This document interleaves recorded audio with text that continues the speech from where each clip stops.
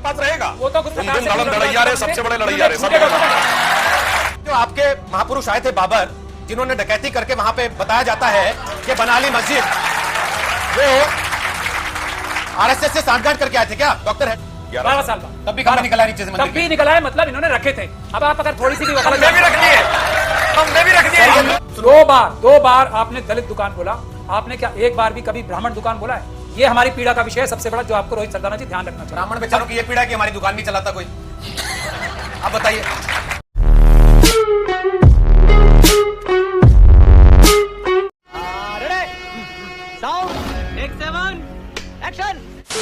नमस्कार दोस्तों, आप सबका बहुत बहुत स्वागत है प्राइम डिबेट शो में। मैं हूं प्रदीप।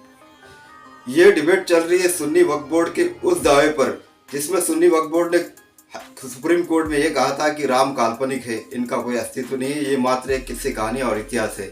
डिबेट में आप देखेंगे रोहित सरदाना जी और सुधांशु त्रिवेदी जी सामने खड़े थे, उनके महमूद प्राचा उनको किस तरह से बौखला दिए। हालांकि महमूद प्राचा उन दिनों डिबेट में काफ़ी चला करते थे, ये मैं खुद देखा करता था उनको, तब मुझे भी लगता था ये काफ़ी ज्ञानी व्यक्ति है। लेकिन जिस तरह से उनको मतलब बरगला दिया गया इस वीडियो में, मैंने देखा तो मैं भी हतप्रद रह गया। दोस्तों, वीडियो बहुत ही ज़बरदस्त बनी है, एक एक पॉइंट देखने लायक, आप मिस मत कीजिएगा, मेरा आपसे अनुरोध है। और वीडियो जरूर पूरा देखिए, और चैनल पे पहली बार है तो चैनल सब्सक्राइब करते जाना। तो चलिए शुरू करते हैं वीडियो। मजा नहीं आ रहा है कि अगर केस जीतना है तो उसके लिए करोड़ों लोगों की आस्था जिस भगवान में, उसका अपमान कर देंगे। वहां जाके कह देंगे साहब ये तो कहानी कविता की किताब है, ये तो हुआ ही नहीं। जो इनका निर्मोही अखाड़ा है, जो असली मुद्दे के लिए अदालत के सामने गया था, उन्होंने ये बताया कि हमारे 1982 में कागजाती डकैती में चोरी हो गए थे, मतलब हमारे पास कोई कागजात बाकी नहीं है, हमारे पास कोई सबूत बाकी नहीं है इस जगह का, और डिस्प्यूट चल रहा है अभी जगह का। राम के अस्तित्व का डिस्प्यूट चल ही नहीं रहा है, इनको लाना है क्योंकि वही इनको वोट और नोट दिलवा सकते हैं। लेकिन ये तथ्य तो आपके वकील ने रखा है, फिर वो ये बात तो आपके वकील ने कही है। फिर हमारे राम तो कहानी की किताब में थे, कविता की किताब में थे, हमारे वकील ने नहीं की। फिर मैं आपको एक बार क्लैरिफाई कर दूं, आपकी तरफ से कही गई है सर, फिर आप फिर चेक करा लें उसको। मैं चेक करा के बोल रहा हूं, आपने खुद ही बताया मुझे, चलिए मेरी जानकारी भूल जाइए। सुन्नी वक्फ बोर्ड की तरफ से पेश हुए थे। सुन्नी वक्फ बोर्ड किसका निकाय है? उत्तर प्रदेश सरकार का। उत्तर प्रदेश सरकार के कंट्रोल में है। तो हम जो कह रहे हैं, बुनियादी मुद्दा सुप्रीम कोर्ट में इस वक्त जमीन का है, मालिकाना हक का है, उसके कागज खो चुके हैं, इनके खुद के पास नहीं है, इनको पता ही नहीं है कुछ। आज तक पूरी दुनिया को इस बात पे झूठ बोलते रहे कि कागजात है हमारे पास, सब कुछ है, सब सबूत है। अब वो पकड़ी जा रही है चोरी, तो ये दुनिया भर की बातें करेंगे, हिंदू मुसलमान करेंगे। जो ये इंडोनेशिया की बात कर रहे हैं, आपको इंडोनेशिया में, इंडोनेशिया, लेकिन इन्होंने आपसे पूछ लिया होता कि जिनकी आप पैगंबर साहब की पूजा करते हैं उनका आधार कार्ड कभी चेक किया है क्या आपने, जो मक्का जाते हैं?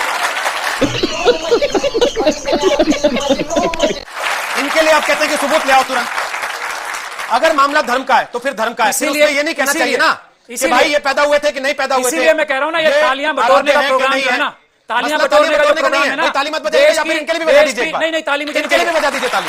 आपको अगर ताली से कष्ट है, आपके लिए ताली बजवा देता हूं मैं। मुझे पता है आपके इशारे पे तालियां बजती हैं और नहीं बजती, मुझे पता है। आप इनका भी अपमान कर लीजिए, यानी कि मेरी बात सुनिए, मुझे पता है आपके इशारे पे इत्तेफाक न रखें, आप उसका अपमान कर देंगे। आप मेरी बात तो सुनिए, मैं अपमान और मान की बात ही नहीं कर रहा हूं। अपमान तो है ना, इसलिए सवाल था। क्यों अपमान है? आप अगर कहा कहेंगे तो सवाल उठेगा। कहां अपमान किया? किसने किया? आप अगर कहेंगे कि ये कहानी कविता की किताब है तो अपमान है। मैं आपको, आप अगर कहेंगे कि करोड़ों लोगों के आराध्य थे, वो तो केवल एक आप मेरे मुंह में डाल के सब बोलते रहिए, अपमान है। तालियां बजी नहीं बजी। अब सुनिए, इंडोनेशिया की बात कर रहा था मैं, इंडोनेशिया की बात सुनिए।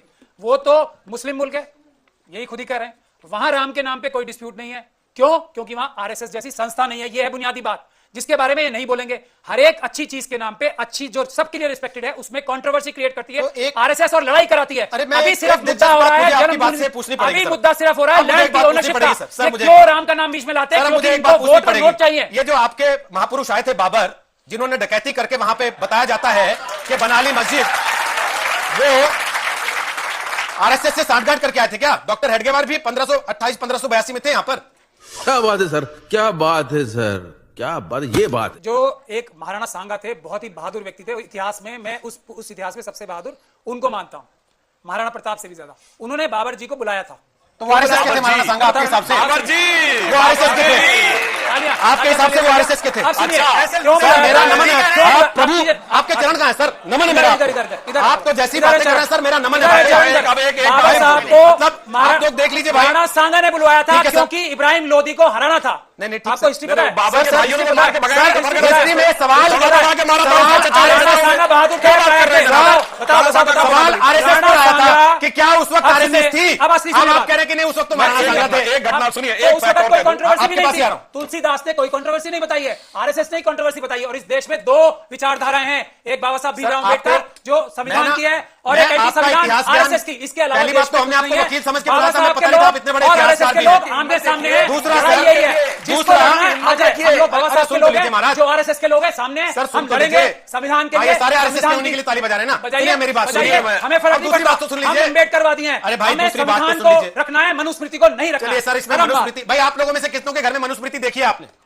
एक भी हाथ नहीं खड़ा हो रहा सर। तो जितना यहाँ मनुस्मृति से बाबा आप प्यार करते हैं, साहब बाबा साहब इनमें से के किसी ने लोग देखी हैं। नहीं बाबा साहब सर। के लोग हैं। इसलिए ये मनुस्मृति आपके को ख्वाबों जलाया ख्यालों बाबा साहब और ने। सपनों की बातें अब जिनको आप देखिए, लाते हैं अब लोगों पर। मनुस्मृति वाले सुधांशु बोलेंगे, त्रिवेदी, ये तो असलियत है। मैं दोनों से कमेंट लेना चाहता हूं, लेकिन आप जवाब देना चाहेंगे। एक फैक्ट सामने रख दूं। हाँ, फटाफट आरएसएस और ये सारी बातें जिन्होंने कही, Indonesia, RSS, Babar, Ram. Indonesia के पहले राष्ट्रपति अहमद सुकार्नो प्रथम गुट निरपेक्ष सम्मेलन में भारत आए। जब जाता है कोई राष्ट्राध्यक्ष तो उनको कुछ भेंट दी जाती है। तो नेहरू जी प्रधानमंत्री थे, भेंट भी दी। तो उन्होंने कहा नहीं, मुझे एक और भेंट चाहिए। कहा क्या? कहा 4 घड़े गंगा जल। तो पाकिस्तान के विदेश मंत्री ने कहा ये आप क्या कह रहे हैं, मुस्लिम होकर गंगा जल मांग रहे हैं? तो अहमद सुकार्नो ने कहा by change of circumstances we might have change our way of worship but we can not change our forefathers. अब मैं कहना चाहता हूं समस्या क्या है। मैं एक लाइन और, बाबर की मां मंगोल और बाप उज्बेक था। मैं कहना चाहता हूं भारत के किसी भी मुस्लिम का डीएनए टेस्ट करा लीजिए, मंगोल और उज्बेक से कोई कनेक्शन नहीं निकलेगा। सबके सब भारतीय हैं। केवल और केवल समस्या यह है, जैसे आज से 25-30 साल पहले कौन किसका बाप है ये यकीनी मामला था, आज साइंटिफिक मामला है। उसी तरीके से अपनी डीएनए टेस्टिंग करवा लीजिए, सारा साइंटिफिक मामला है। जैसे भारत के क्रिश्चियनों का लॉर्ड माउंटबेटन से लेकर डलहौजी तक कोई कनेक्शन नहीं है, भारत के मुसलमानों का औरंगजेब से लेकर और बाबर तक कोई कनेक्शन नहीं है।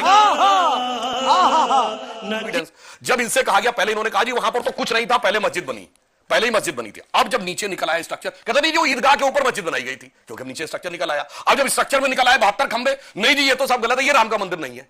मैं एक बात और कहना चाहता हूं, अगर बहस यहीं से शुरू हुई होती जमीनी विवाद से तो कोई बात। जब ये मामला उठा था, आज की पीढ़ी को तो याद नहीं होगा, 89-90 में जानते हैं यहां थोड़ी शुरू हुआ था भगवान राम।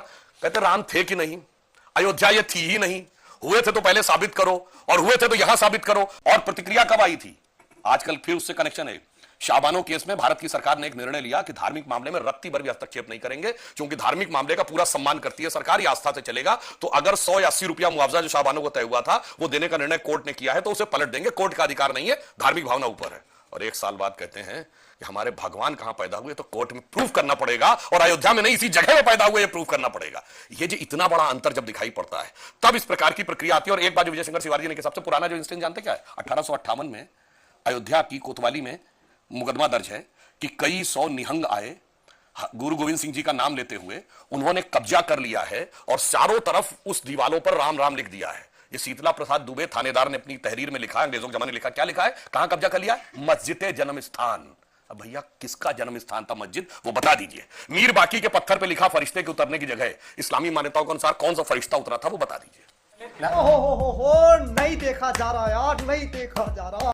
आप अब करें इधर-उधर तो की क्या बात? मतलब आप करें तो रामलीला, ये करें तो कैरेक्टर ढीला। कमाल है। अगर ये उधर उधर की कर रहे हैं तो आपने कौन सा साबित कर दिया कि बाबर आरएसएस की शाखा में से होते हुए अंदर आया था? आपने 100% सही बात बोली है। हम, लेकिन मुझे सबसे बड़ी पीड़ा इस बात की हुई, आपने जिस आराम से और जिस कॉन्फिडेंस से उतने आराम से बोलिए, मैं आपको भी सुनूं। दो बार आपने दलित दुकान बोला, आपने क्या एक बार भी कभी ब्राह्मण दुकान बोला है? ये हमारी पीड़ा का विषय है सबसे बड़ा, जो आपको रोहित सरदाना जी ध्यान रखना चाहिए। ब्राह्मण बेचारों की ये पीड़ा है कि हमारी दुकान नहीं चलाता कोई।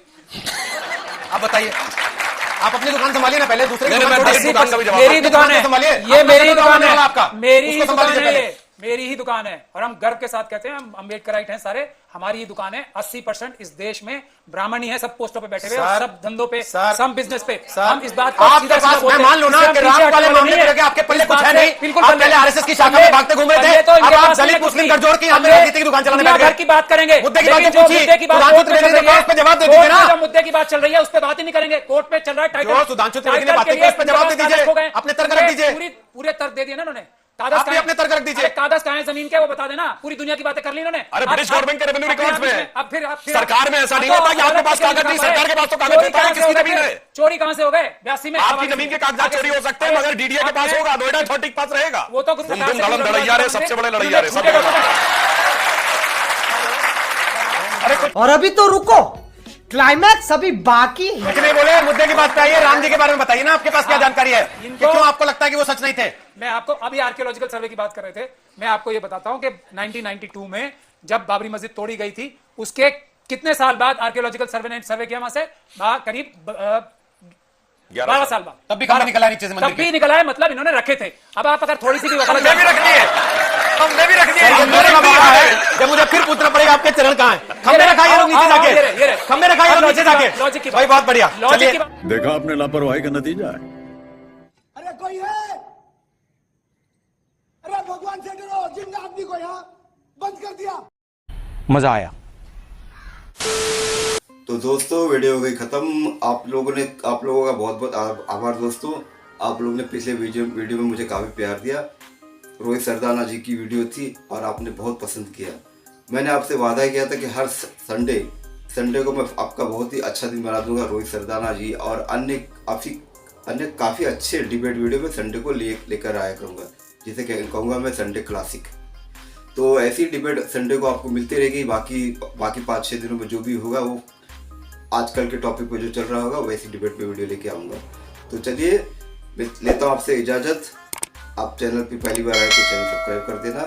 मिलता हूँ आपसे अगले वीडियो में, तब तक के लिए जय हिंद, वंदे मातरम।